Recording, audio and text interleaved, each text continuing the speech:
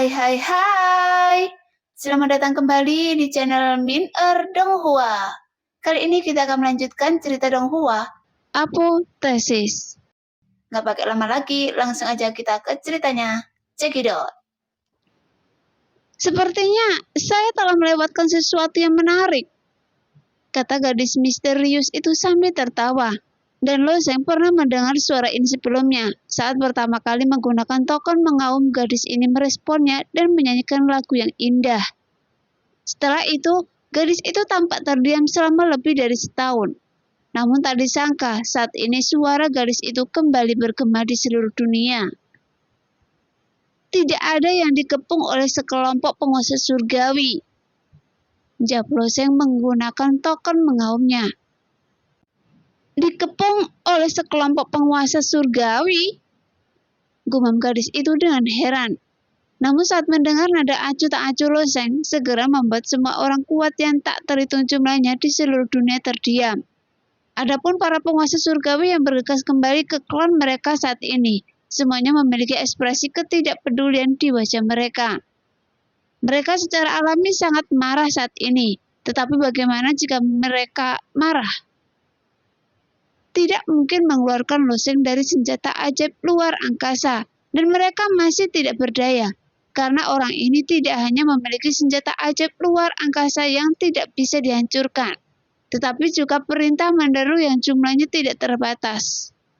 Tapi mereka tidak dapat melakukan apapun pada Loseng. Bahkan, Loseng ini masih bisa berteriak sepanjang hari di dunia. Sehingga para penguasa surgawi merasa sedih seperti yang belum pernah terjadi sebelumnya. Luar biasa, puji gadis misterius itu. Itu normal saja. Suara Loseng acuh tak acuh. Setelah selesai berbicara, dia meletakkan token mengaumnya di depannya, dan Loseng tidak akan menanggapi gadis misterius ini kecuali diperlukan. Bagaimanapun, dia tidak ada hubungannya dengan gadis misterius itu sendiri, dan keduanya hanya berkomunikasi satu sama lain sekali melalui token mengaum.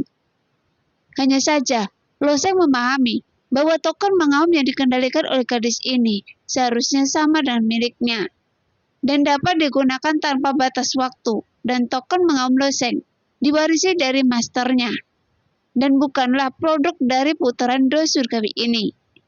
Bagaimanapun, token mengaum di tangannya seperti rumah abadi adalah produk yang melampaui Do Surgawi saat ini. Dari sini, Loseng menduga bahwa gadis misterius ini bukan dari dunia ini. Dia mungkin juga merupakan eksistensi yang melampaui surgawi. Dan satu-satunya tujuan Loseng ingin berkomunikasi dengannya adalah untuk melacak pergerakan Loyan.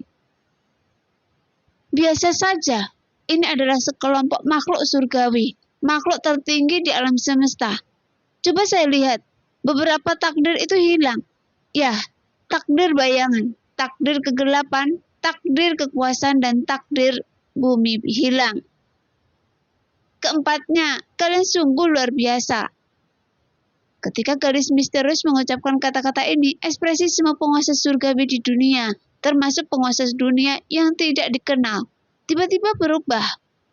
Asal-usul gadis misterius ini selalu menjadi misteri. Sebelumnya, saat dia bosan, dia hanya akan menggunakan token mengaum untuk bernyanyi dan menimbulkan gelombang monster. Bagaimanapun, banyak penguasa surgawi mungkin tahu bahwa asal-usul gadis misterius ini benar-benar luar biasa. Dan dia jelas merupakan karakter yang tidak bisa dianggap enteng. Tetapi mereka tahu terlalu sedikit tentang dia. Belum lagi tidak ada penguasa surgawi yang tidak punya apa-apa untuk dilakukan. Jadi token mengaum tidak dihitung, karena itu akan sia-sia jika melakukan percakapan yang tidak berarti dengannya. Lagi pula, tidak banyak token mengaum di dunia, dan mereka hanya akan menggunakannya di saat-saat kritis. Tapi sekarang gadis misterius ini dengan santai menunjukkan 4 takdir ini, yang artinya berbeda. Memikul takdir sebenarnya adalah membawa hukum sebab akibat di alam semesta. Dan Dewa Surgawi yang membawa hukum sebab akibat adalah otoritas mutlak di bidang ini dan mengendalikan kekuatan tertinggi dari hukum jenis ini.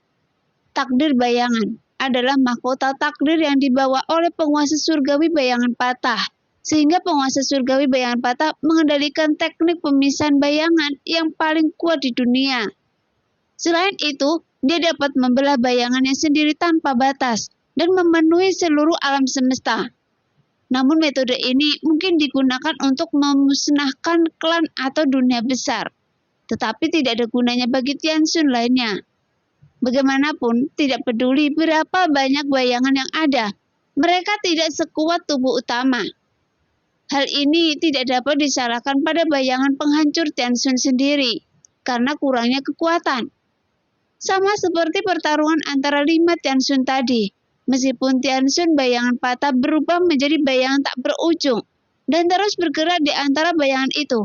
Tetapi begitu bayangan itu muncul, mereka terlibat dalam serangan dewa lainnya sampai hancur total. Pada akhirnya, mereka tidak bisa lepas dari kematian. Adapun takdir kegelapan penguasa batas-batas hukum kegelapan, takdir kehidupan lampau, dan takdir bumi juga memiliki kegunaan magisnya masing-masing. Namun pada akhirnya masih termasuk dalam jenis hukum sebab akibat yang relatif lemah. Ketika keempat penguasa surgawi ini meninggal, takdir dihilangkan dari jalan surga, dan 4 mahkota takdir baru akan lahir. Di mahkota takdir baru ini akan ada takdir baru dan hukum sebab akibat yang baru. Dan takdir yang terkandung dalam mahkota takdir baru ini tidak akan terulang lagi. Namun hukum sebab dan akibat yang baru ini mungkin merupakan hukum sebab dan akibat yang lebih rendah, atau mungkin hukum sebab akibat yang lebih tinggi. Jika penguasa alam membawa hukum kausalitas yang lebih tinggi, maka penguasa alam ini kemungkinan besar akan menjadi dewa surgawi atas yang paling kuat di dunia. Dan kemungkinan ini sangat menakutkan karena dapat secara langsung mengubah nasib suatu ras. Dan klan surgawi menggunakan aturan ini untuk bertransformasi dari persaingan kelas 1 menjadi persaingan kelas super. Pada awalnya, ada 2 penguasa surgawi di klan surgawi. Namun hukum sebab dan akibat yang dimiliki oleh salah satu dari mereka adalah takdir akhirat. Hukum sebab akibat di kehidupan lampau memungkinkan orang mati dapat dibangkitkan kembali. Namun hukum sebab dan akibat ini tidak terlalu kuat. Bagaimanapun, hukum sebab dan akibat ini tidak memiliki banyak pengaruh dalam pertempuran. Tetapi pada saat itu, penguasa alam yang sangat kuat muncul di klan surgawi, dan dia dianugerahi gelar surgawi emas di menara bakat. Setelah menunggu hampir 200.000 tahun, seorang penguasa surgawi akhirnya mati. Penguasa alam ini juga menunggu kesempatan ini, dan klan surgawi memenangkan mahkota takdir. Namun penguasa alam yang berhasil membawa takdir tersebut, hasilnya cukup tidak memuaskan.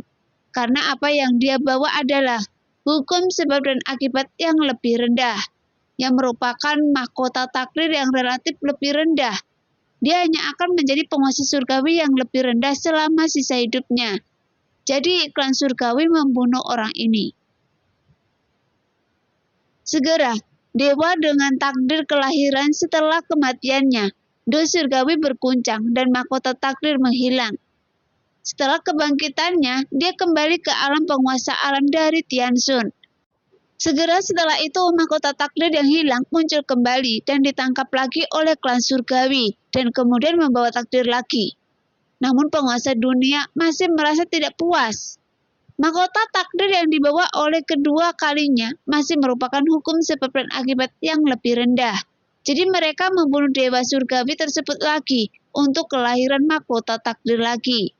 Dan klan surgawi terus memanfaatkan sepenuhnya aturan ini, sehingga menelurkan segala jenis mahkota takdir yang aneh.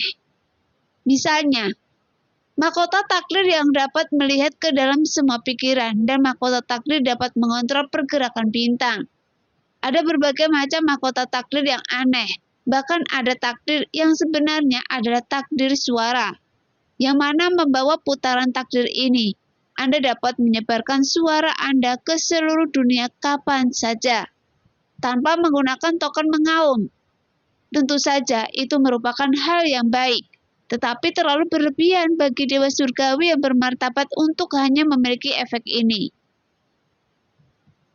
Oleh karena itu, kebanyakan mahkota takdir tidak banyak berguna di mata klan surgawi. Diulang 13 kali, mahkota takdir ini juga menghilang 13 kali dan lahir 13 kali.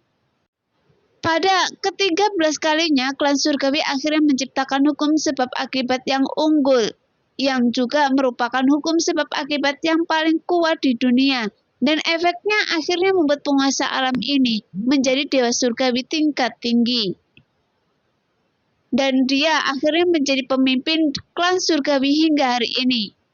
Setelah klan surgawi menggunakan aturan ini, ras kuat lainnya juga segera menirunya. Seperti klan iblis, klan Yoye, dan klan manusia semuanya ingin menggunakan metode ini untuk menciptakan makhluk surgawi yang unggul.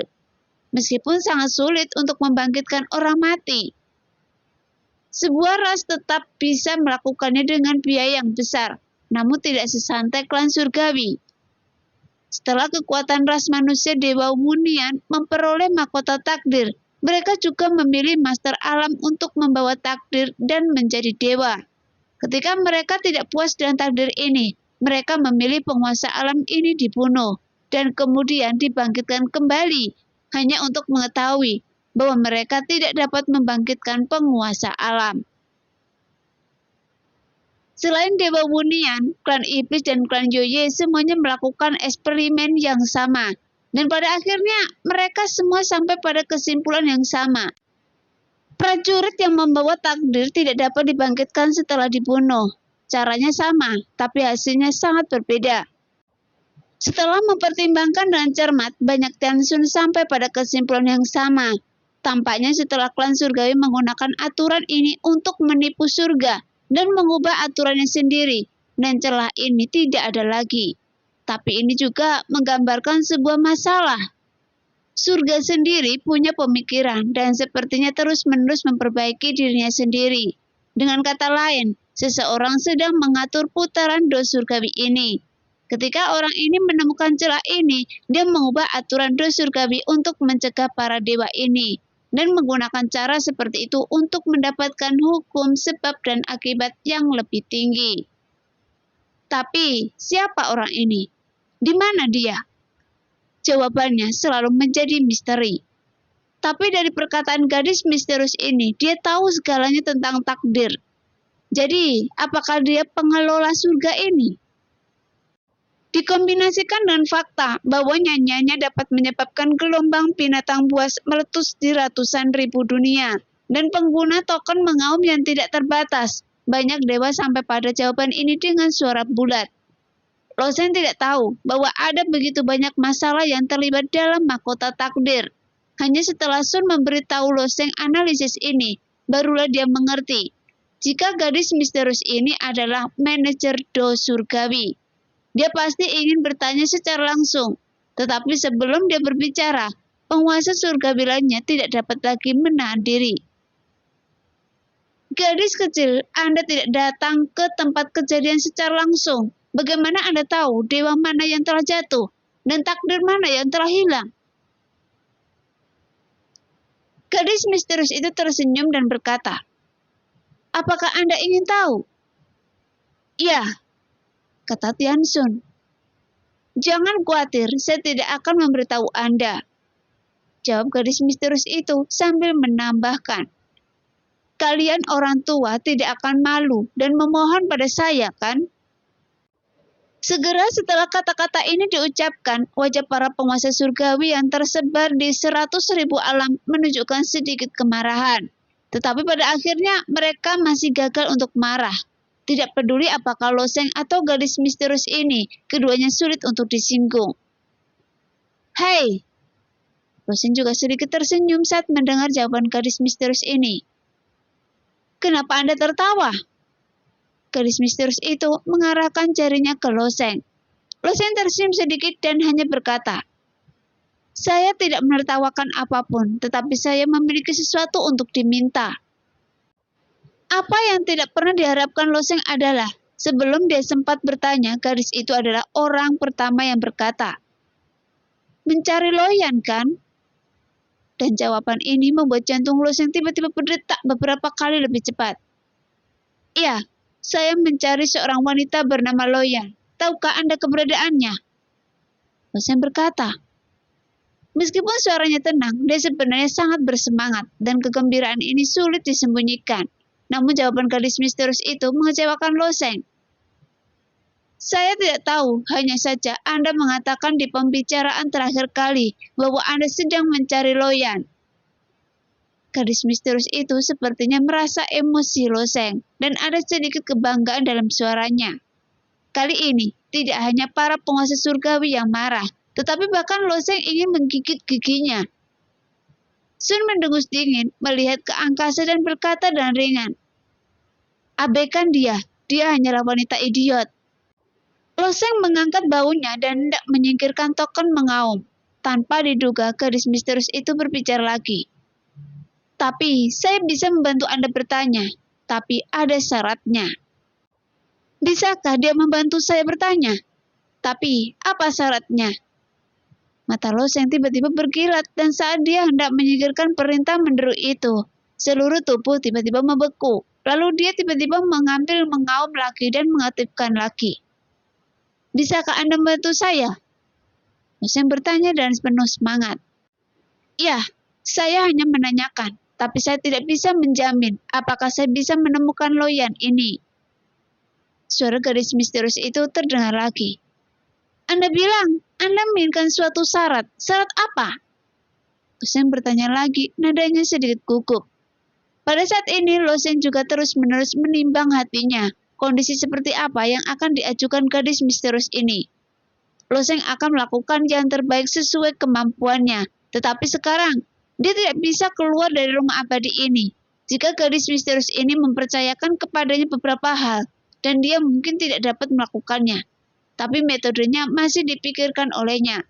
Kalau menyangkut masalah Loyan, bagaimana dia bisa menyerah begitu saja?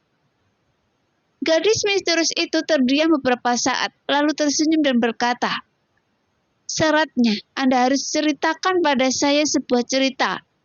Tinggal di sini terlalu membosankan." Setelah mendengar ini, dahi Loseng langsung menempel ke tanah. Setelah pelan mengangkat kepalanya, dia memasang ekspresi tercengang di wajahnya. Sun mengangkat baunya lagi dan berkata dengan ekspresi, "Sudah saya bilang, wanita ini idiot." Jelas, bukan hanya Loseng yang tercengang. Secara alami ada lebih dari 100 penguasa surgawi. Ratusan ribu penguasa alam dan triliunan makhluk di dunia juga tercengang. Menggunakan token mengaum untuk bercerita. Adakah yang lebih mewah di dunia kita selain ini? Sekhawatir Loseng adalah satu-satunya yang bisa melakukannya, kan? Memang, dia tahu cara memilih orang, tapi betapa membosankannya wanita ini mengajukan permintaan seperti itu. Semua ras di dunia, besar dan kecil, juga tercengang dengan permintaan wanita ini. Tapi mereka tidak tahu kalau gadis misterius ini sangat bosan tinggal di dunia ini. Loseng mengusap keningnya dan menarik nafas dalam-dalam. Meskipun permintaan ini sangat keterlaluan, dia masih bisa memenuhinya.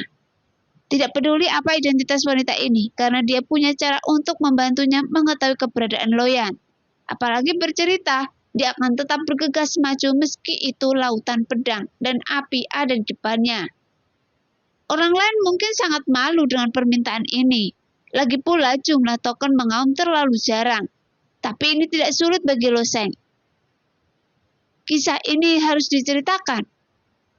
Setelah menarik nafas dalam-dalam, dia mengingat sebentar. Sebelumnya, Loseng bebas membaca puisi dan buku, dan terkadang membaca banyak buku langka, seperti 7 pahlawan dan 5 kebenaran. Legenda hantu dan cerita lainnya yang dia ingat. Tepat ketika Loseng hendak berbicara, dia masih sedikit mengernyit.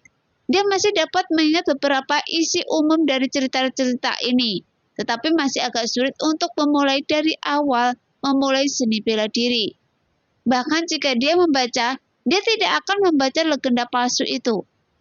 Dalam sekejap, senyuman muncul di wajah Loseng. Ingatannya sendiri mungkin tidak bisa diandalkan, tapi dia masih memiliki ingatan seluruh dunia. Dalam kumpulan kenangan itu, semua kenangan di seluruh dunia tertampung. Di antara kenangan tersebut, dia dapat dengan mudah mencari beberapa cerita. Setelah sebuah pemikiran terlintas, ingatan akan cerita-cerita ini seperti gelombang, mengalir ke arahnya, dan ada banyak cerita yang bahkan Losen sendiri belum pernah baca atau dengar. Kisah yang paling banyak beredar di dunia tempat dia tinggal, tentu saja merupakan kisah yang paling populer. Namun cerita ini adalah gadis Yue melupakan cintanya. Jadi saya memilih yang ini. Jadi Losen mengaktifkan token mengaum dan segera berkata, "Jika Anda benar-benar dapat membantu saya menemukan keberadaan Loyan, saya secara alami akan menceritakan kisah ini." "Ya," gadis misterius itu menjawab dengan ringan. "Dahulu kala ada sebuah gunung besar bernama Gunung Yueno. Di kaki Gunung Yueno, Yueno melupakan ceritanya. Dan cerita ini ditulis ribuan tahun yang lalu dan beredar luas di antara 4 kerajaan dewa. Losen belum pernah membacanya sebelumnya. Sekarang dia membacanya kata demi kata sesuai dengan ingatan di benaknya. Dan suaranya yang samar bergema di seluruh dunia. Meskipun Losen menceritakan kisah ini kepada gadis misterius itu, makhluk di seluruh dunia secara alami tidak dapat menghindari suara token mengaum. Jadi triliunan makhluk harus mendengarkan cerita Losen. Ini mungkin pertama kalinya dalam sejarah seseorang dapat bercerita untuk didengarkan oleh semua makhluk di dunia. Dan Losen membacanya sedikit demi sedikit sesuai dengan ingatannya. Dan lambat laun, dia sendiri tenggelam dalam cerita itu. Agar adil, kisah ini memang sangat menarik. Dalam nafas seperti itu, Losen berbicara selama 1 jam, tetapi hanya menceritakan setengah dari cerita. Ketika cerita mencapai titik ini, sudah memasuki momen paling kritis. Semua makhluk di seluruh dunia secara pasif mendengarkan cerita Losen. Beberapa dari mereka mungkin tidak dapat membedakan apa yang dibicarakan Losen karena perbedaan transformasi dan bahkan bahasa yang berbeda. Tetapi sebagian besar makhluk masih mendengar cerita ini di dalam hati mereka. Bukan hanya manusia biasa, bahkan alam laut dewa, penguasa alam, dan bahkan banyak penguasa surgawi menjulurkan leher mereka untuk mendengarkan cerita Losen. Setelah kejadian ini tiba-tiba berakhir, dunia kembali damai. Losen tidak tahu bahwa ketika dia berhenti, banyak makhluk di 100.000 dunia mulai mengutuk. Sial, dia berhenti di sini di tengah-tengah cerita. Bukankah ini hanya lelucon? Kenapa Anda tidak mengatakannya? Jika Anda tidak ingin melanjutkannya, katakan saja. Saya tidak punya perintah meneru. Jika saya punya perintah meneru, saya pasti akan memarahi orang ini. Itu hanya legenda yang dibuat-buat. Kenapa Anda begitu bersemangat? Pada saat ini, Losen berhenti, bukan karena dia tidak bisa melanjutkan, tetapi karena Ming Shui meninggalkan perpustakaan dan datang ke Losen untuk meminta nasihatnya tentang masalah kultivasi tertentu. Dan gadis misterius itu sangat bersabar dan tidak terburu-buru. Tapi setelah beberapa saat, suara lain terdengar di dunia. Lalu apa? Apa yang terjadi dengan Yue Nuyi Jian? Dan ini adalah suara Dewa Surgawi. Sekitar setengah cerita dia merasa sangat gatal, sehingga dia benar-benar menggunakan token mengaum untuk mempertanyakan Losen. Bagaimanapun Tianxun juga seorang manusia fana yang berjalan selangkah demi selangkah. Mereka belum menjelma menjadi dewa, meski mood mereka jauh lebih kuat dibandingkan para pejuang biasa. Kisah berliku ini masih bisa menyentuh tali di hati mereka. Mendengar pertanyaan Tianxun, Losen juga tercengang. Baru kemudian dia tahu bahwa selain gadis misterius itu, ada orang lain yang mendengarkan ceritanya. Bisakah Anda cepat? Jangan berhenti pada saat kritis seperti ini. Tianxun lain menggunakan token mengaum untuk mendesak Losen menceritakan kisahnya. Mengapa Anda begitu berlama-lama? Suara beberapa penguasa surgawi bergema di seluruh dunia, dan mereka bergantian mendesaknya. Mengapa Anda mendesaknya? Kisah ini diceritakan oleh Losen, dan saya mendengarkannya sendiri, dan dia bisa menceritakannya kapanpun dia mau.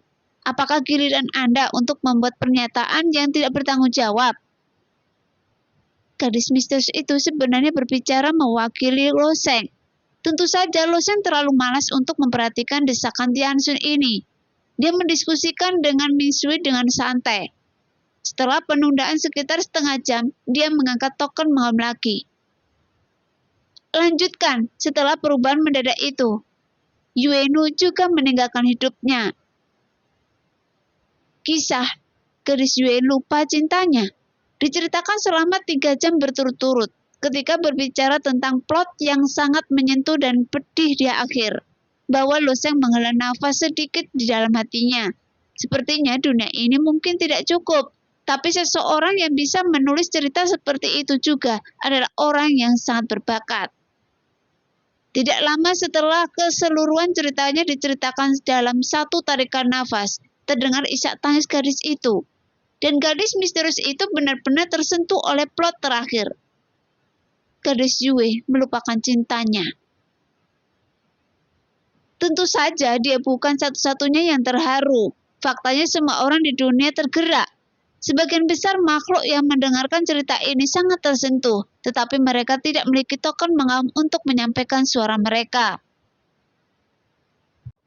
Sekarang, banyak pendengar di seluruh dunia mengingat kisah yang diceritakan oleh Lo Sheng. Tentu saja tidak semua makhluk suka mendengar hal-hal tersebut. Banyak pejuang perlu berlatih dalam pengasingan dan meditasi tanpa diganggu. Ketika mereka mencapai titik kritis dalam latihan mereka, sebuah pemikiran mungkin muncul yang dapat menyebabkan obsesi. Dan suara roaring token mengaum bisa dikatakan meresap di alam semesta, baik dari kedalaman bumi maupun dari luar angkasa, dapat disalurkan tanpa ada halangan apapun. Pada hari kerja, para penguasa surgawi itu hanya menggunakan perintah mengaum, dan tidak hanya perintah mengaum di tangan mereka. Mungkin ada suara di dunia dalam suatu hari, atau mungkin sangat sunyi selama 10,5 hari. Bagi sebagian orang yang melintasi, bagi para pejuang yang mampu melakukan kesengsaraan, atau menerobos kemacetan, tetap saja membawa banyak resiko. Tapi sekarang, Lo Sheng menggunakan token mengaum untuk bercerita, dan dia menceritakannya selama beberapa jam. Dan ini juga merupakan siksaan yang cukup berat bagi para pejuang ini. Beberapa prajurit bahkan berhenti berlatih sama sekali, tetapi pada akhirnya mereka menjadi kesal terhadap Lo Sheng. Namun, nilai seumur hidup para pejuang ini mungkin tidak mampu membeli token mengaum. Bahkan jika mereka kesal, Lo Sheng sendiri tidak dapat mendengarnya.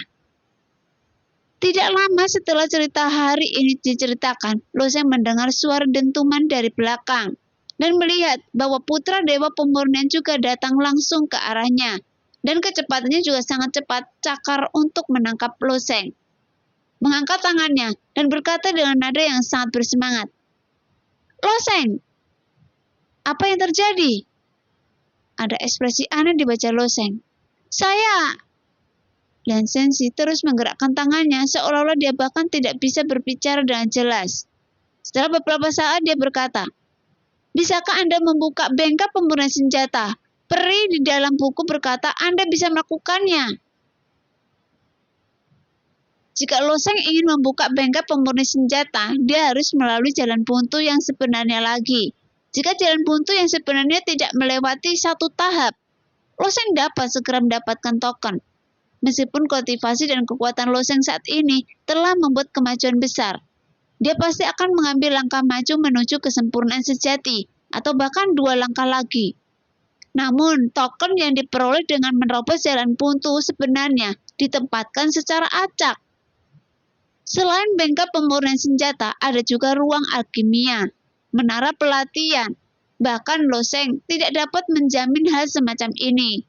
Jadi, dia tersenyum tipis dan berkata, "Saat saya kembali ke rumah abadi kali ini, saya pasti akan mencoba lagi. Tapi, saya tidak bisa menjamin bahwa saya akan membuka bengkel pemurnian senjata." Setelah mendengar jawaban Lo Sheng, Lian Shenxi duduk di tanah. Meskipun ekspresinya tidak terlihat dari kepala logamnya, dia terlihat sangat tertekan. "Ada apa? Berapa banyak yang Anda peroleh di perpustakaan?" Lo Sheng bertanya.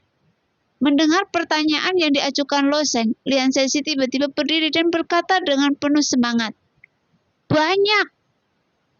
Satu kalimat tidak dapat mengungkapkan kegembiraan Lian Shenxi. Sebagai pemurni senjata di putaran terakhir alam semesta, dia secara alami adalah orang yang sangat sombong, bahkan sampai gila. Ketika dia pertama kali membaca buku klasik tentang pemurni senjata, dia merasa sangat tidak setuju dengan hal itu.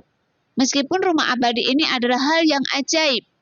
Dalam pandangan Lian Shenxi, pemilik rumah abadi ini terlalu boros, menggunakan sumber daya yang besar untuk membangunnya. Caranya, membangun tembok di atas tanah ibarat sapi mengunyah bunga peoni. Dan sampahnya sangat memprihatinkan. Namun setelah membolak-balik buku tentang pemurnian senjata, dia langsung terjatuh ke dalamnya dan tidak bisa melepaskan diri. Lian Shenxi sendiri juga merupakan orang yang sangat cerdas. Ia telah banyak mengemukakan ide-ide berani dalam proses pemurnian senjata. Namun hanya karena dia dapat mengemukakan ide-ide tersebut, bukan berarti dia dapat mewujudkannya. Ketika dia membolak-balik buku pemurnian artefak, dia menemukan bahwa banyak idenya benar-benar ada. Dan dia tidak hanya menyelesaikan idenya, tetapi dia juga telah meningkatkan banyak idenya. Lagi pula, warisan karya klasik ini juga datang dari luar dunia dan dari surga. Ketika putra Dewa Pemurnian keluar dari buku tentang pemurnian senjata, dia benar-benar pusing, dan guncangan di hatinya hampir membuatnya tidak stabil. Karena itu, ketertarikannya pada bengkel pemurnian senjata menjadi semakin kuat, tetapi tidak mungkin untuk memasuki bengkel pemurnian senjata, dan dia hanya bisa menatapnya ketika dia merasa gatal. Tapi saat ini, peri buku mengingatkan putra Dewa Pemurnian bahwa Lo Sheng dapat membuka bengkel pemurnian senjata. Setelah mendengar ini, dia secara alami berlari dengan gembira dan memohon kepada Lo Sheng untuk membuka bengkel pemurnian senjata, apapun yang terjadi. Lo Sheng tidak menolak permintaan putra Dewa Pemurnian. Dia bermaksud membawa putra Dewa Pemurnian ke rumah abadi hari itu, dan juga memiliki ide untuk membiarkan dia mengambil alih bengkel pemurnian senjata. Lo Sheng, jalan buntu yang sebenarnya, telah melewati 2 tahap, dan Lo Sheng telah menembus alam laut dewa. Jadi sudah waktunya untuk memasukinya lagi, tetapi Lo Sheng tidak dapat menjamin token seperti apa yang akan dia dapatkan. Setelah beberapa persiapan, Afu memimpin. Lo Sheng, Mingsu, dan Lian Shenxi mengikuti dari belakang. Sun secara alami melayang di samping Lo Sheng, berjalan melalui lobi rumah abadi. Ketika Lo Sheng menerobos jalan buntu yang sebenarnya, dia berada di alam bawah. Pada saat itu, Lo Sheng mendapat dukungan transfer kekuatan. Dia dapat mentransfer kekuatan ke sudut manapun di dunia sesuka hati. Dengan dukungan inilah, dia berhasil melewati 2 tahap pertama dari jalan buntu yang sebenarnya dalam satu gerakan.